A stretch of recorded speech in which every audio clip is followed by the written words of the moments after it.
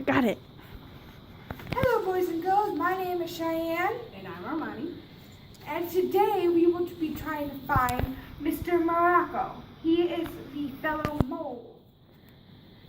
Today we are going to be following the mole highway to find Mr. Morocco.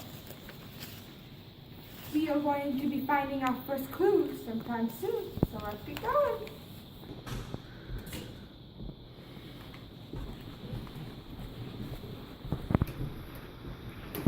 Oh look, it's a clue. Let's see what it says. It says, find hydrochloric acid on Mass Ave when you're on 6.03 times 10 to the 16th Chloride Street, given the equation 2HCl H2 plus Cl2. Okay, boys and girls, this is how we're going to show you how to set up a mole highway. I'm supposed to be on you or Armani.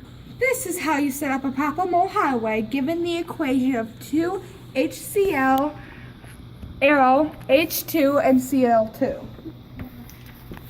So we know that in the equation we have 6.03 times 10 to the 16th chloride. So how are we going to set it up? It's with our mole map. Make sure you have a mole map. It's lots of fun when you color.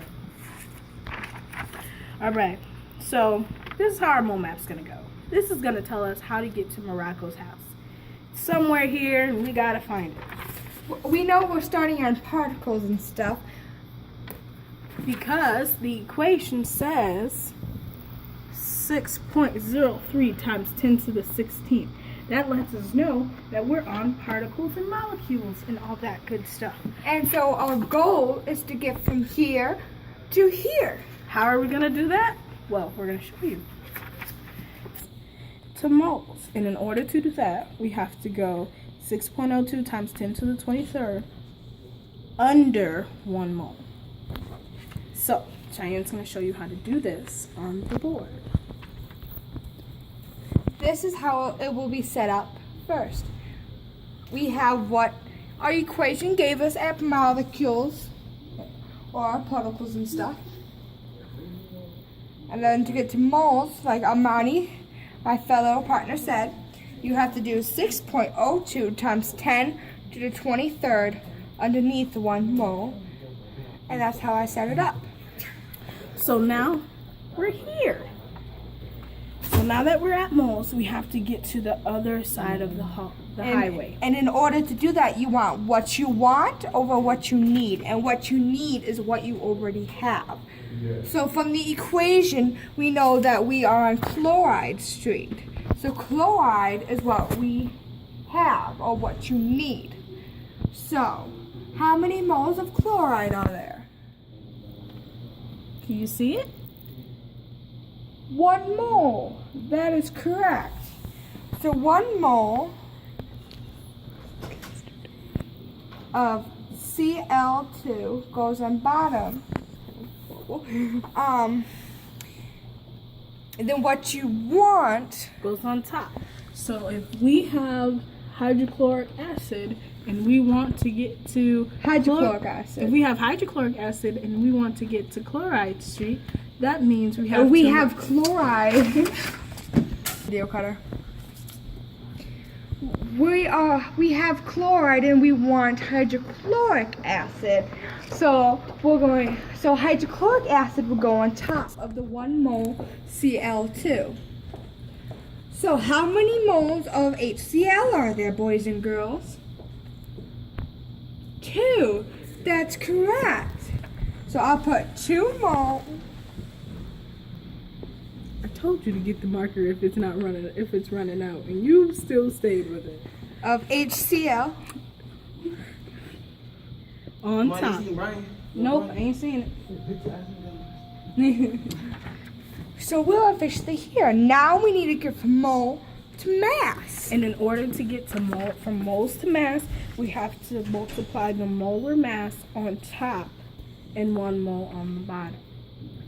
So in order to find our molar mass, this is when we're going to use the periodic table. Oh, Okay, so in order to do the molar mass, you need to find the product's atomic number. Now, if you don't know where the atomic number is on the periodic table, all you have to do is look under the word or look for the decimal number. It's always going to be the decimal number. Now, it might be different on different periodic tables, but it's usually the same number, and sometimes it's just a point off or so. So, to get the molar mass, I'm going to find hydrogen on the molar mass. On the periodic table. And on the periodic table, it says that hydrogen is 1.01. So now, I'm going to type that into my calculator. Now, if we look at the equation, it tells us that we have 1 hydrogen. So that means we only have to multiply by 1, which will give us 1.01. On this side, we have chloride. This is where we find chloride, and we have 1 chloride in HCl as well. So we'll have plus 35.45 in the calculator, and you should get 36.46.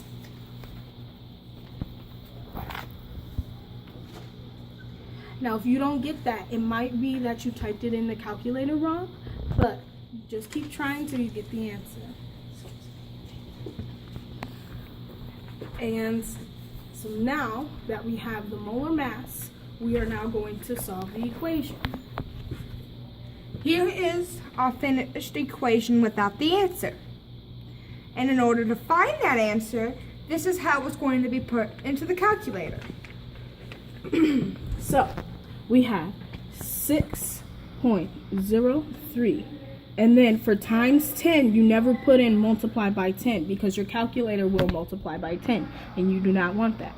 So what you do is, if you have this sort of calculator, you should find the